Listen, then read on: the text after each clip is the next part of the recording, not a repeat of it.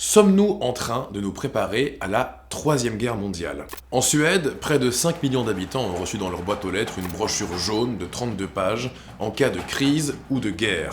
La Norvège veut investir dans de nouveaux abris anti-aériens, l'Allemagne a entrepris le recensement de ses anciens bunkers, et l'année passée, l'OTAN a organisé son plus grand exercice militaire depuis les années 80, réunissant quelques 90 000 soldats. La Russie est devenue, au moment où je vous parle et pour les années à venir, une menace pour la France et pour l'Europe. Même Charles Michel, le rassurant bourgmestre de Wavre, devenu président du Conseil européen, s'inquiétait l'année passée devant l'ONU et avait déclaré « une troisième guerre mondiale est possible ». D'ailleurs, maintenant qu'il est plus président, on peut lui demander s'il était sérieux.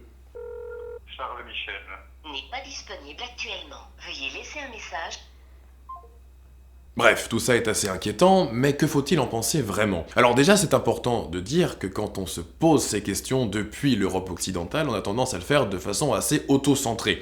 En réalité, des guerres, il en existe un peu partout dans le monde, et certaines en ce moment sont particulièrement sanglantes. L'Occident, la Russie, la Chine se font déjà la guerre, mais sur d'autres territoires, c'est ce qu'on appelle des guerres par procuration. Et puis, il faut dire aussi que depuis la Seconde Guerre mondiale et le développement de l'arme nucléaire, les grandes puissances se font aussi la guerre différemment. Par de la menace, de l'influence, de l'information, de l'espionnage, ou même des cyberattaques plus récemment. Et alors, tout le monde en prend pour son grade, même les alliés se comportent entre eux comme de véritables goujats. Il y a une dizaine d'années, par exemple, les Américains avaient carrément attaqué Hollande. Et là, je parle pas du pays, je parle du François. Long live the United States.